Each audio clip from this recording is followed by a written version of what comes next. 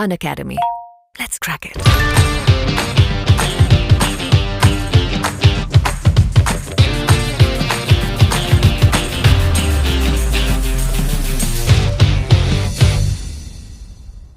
Hello everyone, welcome to Study Icon the part of Unacademy. Students, आज हम करने वाले हैं मध्य प्रदेश सामान्य ज्ञान का पार्ट नंबर 17, जो कि आपकी जेल प्रहरी परीक्षा के लिए बहुत इंपॉर्टेंट है। और आज हम करेंगे मध्य प्रदेश का राष्ट्रीय उद्यान। मध्य प्रदेश के राष्ट्रीय उद्यान ऑलरेडी हम क्लास 16 में क्लास 16 में बहुत सारे हम डिस्कस कर चुके हैं, लेकिन जो बचे हुए राष्ट्रीय उद्यान हैं वो हम करेंगे इस क्लास में कंप्लीट। तो चलिए एंड तक ज़रूर देखते रहें आप लोग। देखिए, हम मैप के माध्यम से यहाँ पर सारी चीज़ें समझ रहे हैं। तो ये रहा हमारा मध्य प्रदेश, हमारा प्यारा मध्य प्रदेश का मैप। अगर हम बात करें हमारे राष्ट्रीय उद्यान की, पेंच राष्ट्रीय उद्यान की, तो हम लोग देखिए बाकी जो राष्ट्रीय उद्यान आपको बने हुए हैं, पहला कानक इसलिए हमने डिटेल में देख लिया है, पन्ना राष्ट्रीय उद्यान भी डिटेल में देख लिया है, और 3 नंबर पर सतपुड़ा और बांधवगढ़ भी हमने डिटेल में देख लिया है पिछली क्लास में। हालांकि पेंच के बारे में भी हमने डिस्कस किया है, लेकिन हम पेंच राष्ट्रीय उद्यान को एक बार और डिस्कस करेंगे और उसके बाद आगे हम बाकी डिस्कस कर लेंगे। चलिए, तो बाकी अगर आपने नहीं पढ़े हैं तो आप हमारी क्लास नंबर 16 देखिए, वहाँ पर आपको मिल जाएगा पेंच सभी राष्ट्रीय उद्यानों के बारे में। अगर हम बात करें पेंच राष्ट्रीय उद्यान की, तो पेंच राष्ट्रीय उद्यान आप देख सकते हैं सिवनी छिंदवाड़ा में फैला हुआ है, मतलब कि सिवनी छिंदवाड़ा के बॉर्डर वाले क्षेत्र में ये फैला हुआ है। और इसका एक और नाम होता है इंदिरा प्रियदर्शिनी। इंदिरा प्रियदर्शिनी के नाम से जाना जाता है। अगर हम बात करें इसके क्षेत्रफल की, तो कितना इसका क्षेत्रफल है, तो कुछ इंपॉर्टेंट फैक्ट है इसके। पहला इंपॉर्टेंट फैक्ट हो जाता है आपका, ये फैला हुआ है 293 वर्ग किलोमीटर में। कितने क्षेत्रफल में फैला है?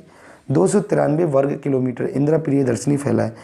अगर हम बात करें, ये इसकी स्थापना 1975 को हुई थी, और इसको जो है राष्ट्रीय उद्यान का दर्जा दिया गया था 1983 में, 1983 में इसको राष्ट्रीय उद्यान का दर्जा दिया गया था। अगर हम बात करें इसमें टाइगर प्रोजेक्ट कब चालू किया, तो टाइगर प्रोजेक्ट चालू किया गया था 1993 में, इसमें टाइगर प्रोजेक्ट चालू किया गया था। और यहाँ पर मोगली लैंड भी बनाई जा रही है। क्या बनाई जा रही है? Mowgli land. अब मोगली लैंड क्या है, आप सभी ने स्टूडेंट्स ने सुना होगा, जंगल बुक का नाम सुना होगा, the jungle book, Rudyard Kipling द्वारा लिखी गई थी जंगल बुक। अगर आप 90s के टाइम के, तो डेफिनेटली आपको पता होगा कि मोगली नाम का एक सीरियल आता था DD1 में, तो वो भी वो यही सीरियल था, ठीक है। मोगली लैंड नामक पुस्तक द जंगल बुक पर ही बेस्ड था वो, है ना। द जंगल बुक पुस्तक थी जिस पर बेस्ड एक सीरियल था, मोगली DD1 में आता था। अगर उसी मोगली पर ही बनाया जा रहा है ये मोगली लैंड, और यहाँ से रुडयार्ड किपलिंग को जो है द जंगल बुक लिखने की प्रेरणा मिली थी पेंच राष्ट्रीय उद्यान से।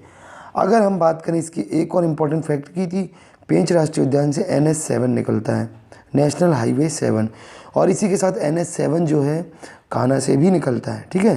तो पेंच राष्ट्रीय उद्यान और कान्हा दोनों से होते हुए NH7 निकलता है। तो ये इंपॉर्टेंट फैक्ट हैं, आपको याद रखने हैं इसके बारे में। नेक्स्ट राष्ट्रीय उद्यान की तरफ चलते हैं हम लोग। देख लीजिए, नेक्स्ट राष्ट्रीय उद्यान आपके सामने आ चुका है, संजय राष्ट्रीय उद्यान।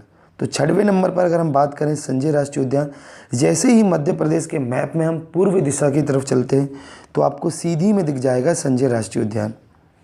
ये देख सकते हैं आप लोग, सीधी जिला है, और यहाँ पर आपको दिख रहा है संजय राष्ट्रीय उद्यान, जो कि सीधी में है। अब संजय राष्ट्रीय उद्यान से कुछ इंपॉर्टेंट फैक्ट आपको बता दूँ यहाँ पर मैं। देख लीजिए स्टूडेंट्स, संजय राष्ट्रीय उद्यान का क्षेत्रफल है 466.7 वर्ग किलोमीटर, ठीक है। इसका क्षेत्रफल है आपका 466.7 वर्ग किलोमीटर, इसका क्षेत्रफल है। फिर से एक बार और हम लोग देख लेते हैं, क्षेत्रफल इसका 466.7 वर्ग किलोमीटर इसका क्षेत्रफल है।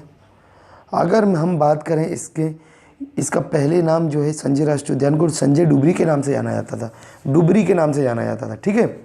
जब ये अभ्यारण्य था उस समय इसको डुबरी के नाम से जाना जाता था। इसकी स्थापना हुई है 1981 में, याद रखना है आपको।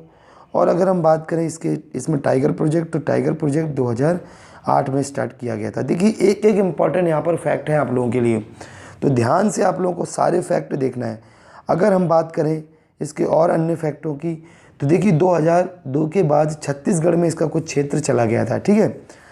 जब मध्य प्रदेश से छत्तीसगढ़ अलग हुआ था तो संजय राष्ट्रीय उद्यान, जो कि पहले डुबरी के नाम से जाना जाता था, इसका बहुत सारा कुछ भाग जो है छत्तीसगढ़ में चला गया और छत्तीसगढ़ में इसी राष्ट्रीय उद्यान का नाम बदल कर दिया गया है गुरु घासीदास राष्ट्रीय उद्यान। हालांकि वो छत्तीसगढ़ में है, छत्तीसगढ़ सरकार की अपनी खुद की मर्जी है, भाई कुछ भी रख ले, हमें उससे लेना देना नहीं। लेकिन जो हमारे मध्य प्रदेश के पास भाग है उसका नाम हमने संजय राष्ट्रीय उद्यान कर दिया गया, और वहीं इसका जो आधा भाग, जो कुछ भाग चला गया छत्तीसगढ़ में, तो उसको गुरु घासीदास के नाम से रख दिया गया। ठीक है, गुरु घासीदास। तो ये भी पूछा जा सकता है, कैसे पूछा जाएगा इसका प्रश्न कि संजय राष्ट्रीय उद्यान का जो हिस्सा छत्तीसगढ़ में चला गया अब वो किस नाम से जाना जाता है। तो अब वो नाम से जाना जाता है गुरु घासीदास राष्ट्रीय उद्यान के नाम से जाना जाता है। ठीक है स्टूडेंट्स, इतना आई होप आपको समझ में आ गया होगा। चलिए नेक्स्ट हमारा राष्ट्रीय उद्यान है 7वें नंबर पर, आपको दिख रहा होगा। चलिए 7वें नंबर पर नहीं, अब हम एक एक राष्ट्रीय उद्यान को डिटेल में समझते हैं। देखिए ये आपके सामने ओमकारेश्वर, तो ओमकारेश्वर राष्ट्रीय उद्यान है आपका खंडवा में। खंडवा किस जगह दिख रहा है भाई, दिख रहा है आपको, ये रहा खंडवा, खंडवा में है ओमकारेश्वर राष्ट्रीय उद्यान। तो इसके बारे में हम कुछ इंपॉर्टेंट फैक्ट भी समझ लेते हैं।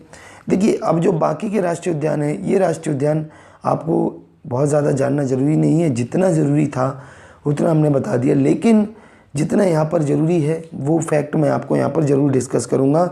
अगर हम बात करें ओमकारेश्वर राष्ट्रीय उद्यान की, तो ये है खंडवा में और इसकी स्थापना हुई थी 2004 में। बस इतना आप लोग यहाँ से याद रखें, ओमकारेश्वर से। तो इसकी स्थापना हुई थी 2004 में। कहाँ पर है ये है आपका खंडवा में। ठीक है स्टूडेंट्स, इतना आपको यहाँ से याद रखना है। नेक्स्ट राष्ट्रीय उद्यान की अगर हम बात करें, डायनासोर जीवाश्म राष्ट्रीय उद्यान। तो डायनासोर जीवाश्म राष्ट्रीय उद्यान कहाँ पर है, धार में। देखिए एक फॉसिल जीवाश्म राष्ट्रीय उद्यान है, एक डायनासोर जीवाश्म राष्ट्रीय उद्यान है। तो जीवाश्म राष्ट्रीय उद्यान की कैटेगरी में दो ही राष्ट्रीय उद्यान है, एक है फॉसिल जीवाश्म राष्ट्रीय उद्यान और एक है आपका डायनासोर जीवाश्म राष्ट्रीय उद्यान। जीवाश्म वाली कैटेगरी में बात कर रहा हूँ मैं।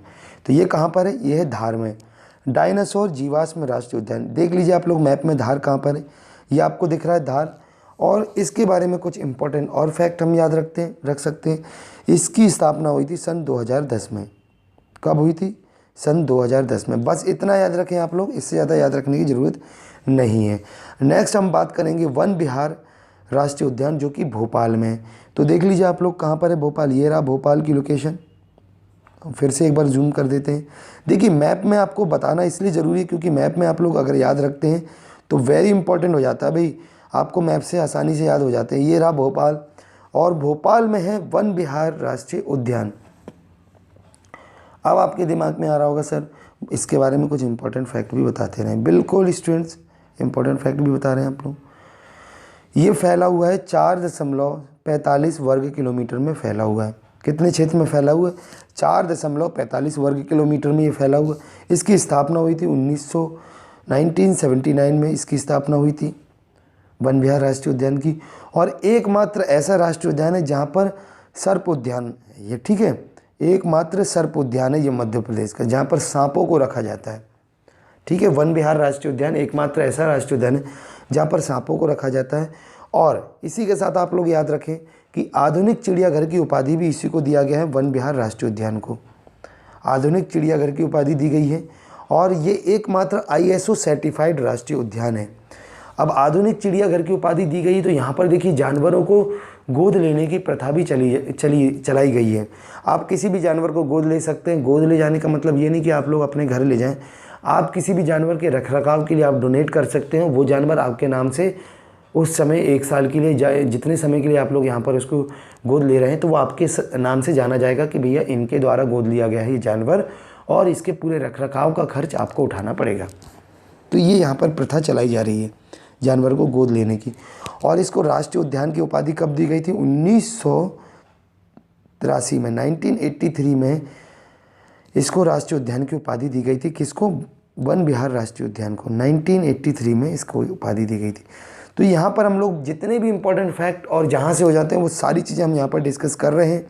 तो आप लोगों को ध्यान से ज़रूर पढ़ना है पूरी क्लास। देखिए जेल प्रहरी का एग्ज़ाम आप लोगों का पोस्टपोन हो गया तो बहुत ही अच्छा मौका है कि आप बहुत अच्छे से इसको पढ़ के रख लें।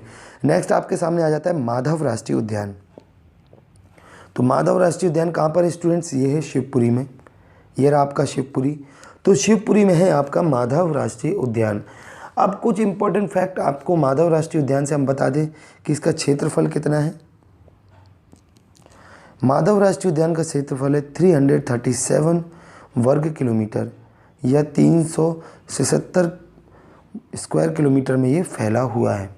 इसकी स्थापना हुई थी 1958 में इसकी स्थापना हुई थी और इससे NH7 निकलता है, नेशनल हाईवे 7 निकलता है। सॉरी NH7 नहीं, NH3, माफ़ी चाहूँगा, नेशनल हाईवे 3 निकलता है यहाँ से, NH3, जिसको हम आगरा मुंबई हाईवे के नाम से भी जानते हैं। वेरी वेरी इंपॉर्टेंट लगा लो, अगर आप लोग लगा सकते हो कॉपी में लिख लो कि यहाँ पर सांख्य सागर झील है। ठीक है, सांख्य सागर झील है, राजमाता सांख्या राजे सिंधिया के नाम से ही बनाई गई सांख्य सागर झील। और अगर हम बात करें, यहाँ पर जॉर्ज कैसल नामक भवन भी है। ठीक है, जॉर्ज कैसल नामक भवन में है, यहाँ पर जॉर्ज कैसल नामक भवन है जो कि एक पहाड़ी की एक चोटी पर बनाया गया है माधव राष्ट्रीय उद्यान में। अच्छा, इसके बाद आप लोग और याद रख सकते हैं कि माधव राष्ट्रीय उद्यान में टाइगर प्रोजेक्ट नहीं चलाया जाता है। ये भी इम्पॉर्टेंट एक फैक्ट है। तो इतना आई होप आपको यहाँ से समझ में आ गया होगा। नेक्स्ट हम बात करें तो यहाँ पर देखिए सभी राष्ट्रीय उद्यान मैंने आपको यहाँ पर कवर करा दिए। इसके बाद हम बात करें, हाल ही में जो आपका पालपुर कूनो है उसको भी राष्ट्रीय उद्यान की कैटेगरी में रखा गया है और ये कहाँ पर पड़ता है? मुरैना में। पालपुर कूनो मुरैना ज़िले में आता है। पालपुर कूनो एक और इम्पॉर्टेंट हो जाता है आप लोगों के लिए, और ये आता है मुरैना में। पालपुर कूनो अभ्यारण्य था पहले, ये अब राष्ट्रीय उद्यान है। तो ये अब जाना जाता है कूनो राष्ट्रीय उद्यान के नाम से जाना जाता है। पालपुर कूनो राष्ट्रीय उद्यान के नाम से जाना जाता है। और ये कहाँ पर है? ये है मुरैना में।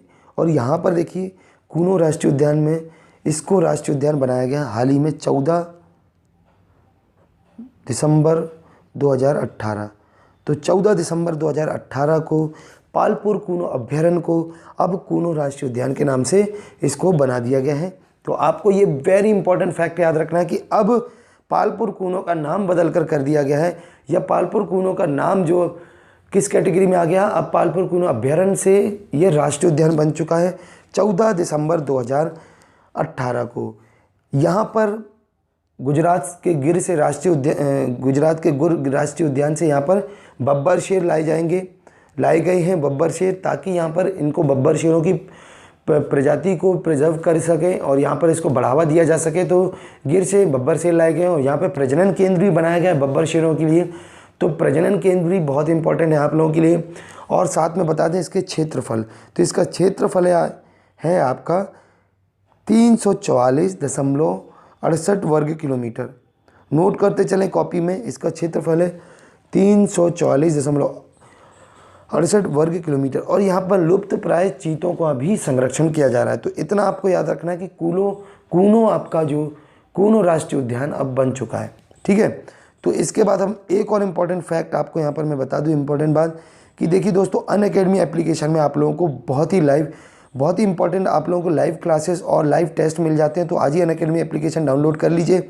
अनअकैडमी एप्लीकेशन आप लोग प्ले स्टोर से डाउनलोड करने के बाद अपने मोबाइल नंबर से जैसे ही एंटर होंगे तो आपको मिल जाएगा MPPSC व्यापम। यहाँ पर आपको तो MPPSC व्यापम आपको यहाँ पर अपना गोल सेलेक्ट करना है। 3 लाइनिंग में जाकर गोल सेलेक्ट करेंगे तो उसके बाद आपको यहाँ पर मिलेगा प्लस कोर्स, फ्री कोर्स और वेरियस आपको स्पेशल कोर्स भी मिल जाएंगे। और देखिए यहाँ पर बहुत सारे डेमो क्लासेस और लाइव क्लासेस भी चलती हैं, उसके आप फ़ायदे ले सकते हैं। टेस्ट क्लासेस भी चलती हैं, उसके आप फ़ायदे ले सकते हैं। तो मैं आपको बता दूं कि जब लाइव डेमो क्लासेस चल रही हैं उसका क्या फ़ायदा है आपको। देखिए जो भी आपको टीचर पढ़ा रहा होता है वो रेगुलरली आपको लाइव पढ़ाता है और साथ में आपको मिल जाते हैं यहाँ पर अपने जो भी डाउट होते हैं वो आप डायरेक्टली आप एजुकेटर से पूछ सकते हैं। जो भी आपके यहाँ पर डाउट रहते हैं कमेंट करके, फ़ोटो खींच के, जो भी जिस प्रकार से आप चाहें यहाँ पर आप डाउट क्लियर कर सकते हैं। और यहाँ पर वेरी इंपॉर्टेंट बात ये हो जाती है कि आपकी जो डेमो क्लासेस चल रही होती हैं उसमें आपको PDF भी आप डाउनलोड कर सकते हैं।